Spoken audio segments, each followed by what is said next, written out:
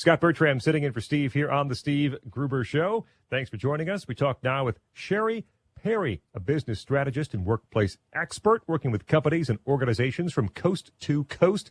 Find her on her website, cheriperry.com. That's CheriPerry.com. Cheri, thanks for joining us here on the Steve Gruber Show. Hey, good morning, Scott.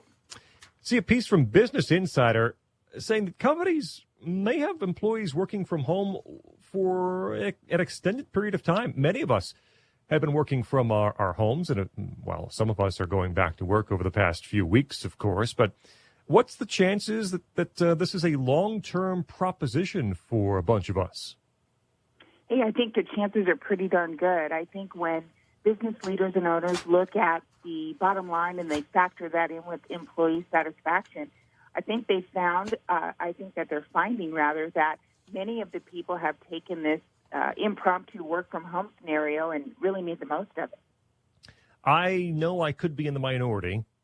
In fact, I'm pretty sure I'm in the minority. I don't think I'd like working from home very much. I was an essential employee, so I got to come to work during the shutdown here in Michigan. But I like that routine. I like coming to work. I like having the office. Am I weird? Well, listen, we'd have to probably spend a little bit more time together to determine if you're weird. No, I'm sure I am. There's no doubt about that. But I can tell you that you're not alone. There are a lot of people. I even have members on my team that said, please don't send me home. I really, really need the routine of the office. And so you've got people in a couple of different camps. And if business owners are lucky enough to have someone like you, Scott, who says, listen, for me, this is not where I want to work, that'd be great. The big issue and the big challenge that business leaders have to face right now is making sure that they're having the kinds of conversations that uncover whether somebody is wired to work from home or not, and whether somebody wants to work from home or not. And so having really, really great conversations around productivity, satisfaction, what works best, how people are wired, can really help unravel this particular situation. Is there a problem? Is there an issue with bosses, superiors being able to track what their employees are doing? How do they know they're not goofing off at home? Now I know you're not watching someone at work 24 hours that they're there every hour that they're there, but it certainly is easier to see what's happening in an office and what's happening at home. Is that a concern for some? It's an absolute concern. In fact, you see lots and lots of technologies that are front and center right now with regard to keystrokes and watching what people are doing, monitoring the amount of time that people spend on the computer, how much time are they logged in, where are they logging into.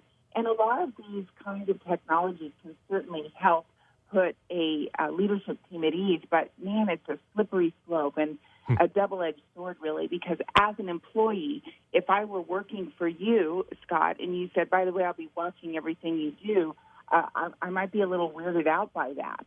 And I also want to feel like you trust me, and vice versa. So, again, it all goes back to communication. Cheri Perry is with us here on the Steve Gruber Show. Who saves money in this scenario? Is it the employee who does not have to commute anymore and pay for parking and pay for tolls, depending where they are? The employer who perhaps can save on space heading into the future? Is it a win-win all around? It can be a win-win because you're exactly right. Staff members certainly don't have to do the commute time.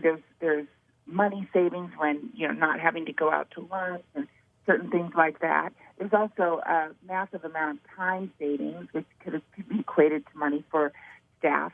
For employees or employers, rather, there's a lot of that space concern that you're talking about, and that's probably one of the bigger factors in will we go back to a business as usual, because if there's enough of a savings for businesses to realize that, I just highlight building downtown right now, they may be able to save a lot of money there. On the other hand, business owners are still spending a lot of money on technology, extra pieces of equipment and computers and stuff at home. So those are possibilities to save money on both sides of that equation. Cheri, for a few months now, people have been working from home or working in different areas. Have we seen limitations on what can be accomplished via Zoom or some sort of software like that, where people are in very different locations? Is there an importance for some businesses, for some industries, for the in-person? Well, absolutely. And we're never going to. We are wired to be around people. So you mentioned that you really like the routine and you like being in the office and it helps you. There's a lot of people who feel like that. So there's a certain element of this whole where do I work equation that really must be answered with, face-to-face. So whether that's utilizing technology to be able to get as close as you can, like the Zoom platform and different other meeting softwares, that's an option. But I know for us, this is a great example. We've got 8 staff members that even before COVID work well far away from our office in a remote capacity.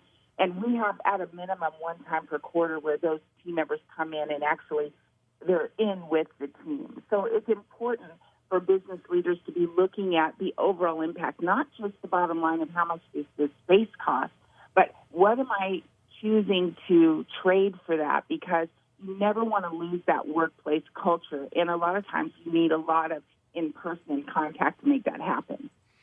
Cheri Perry, business strategist, workplace expert, working with companies and organizations from coast to coast. Find her at cheriperry.com, CheriPerry.com. Cheri, thanks so much for joining us this morning here on The Steve Gruber Show. Thank you, Scott. Appreciate it. Scott Bertram sitting in for Steve. This is The Steve Gruber Show.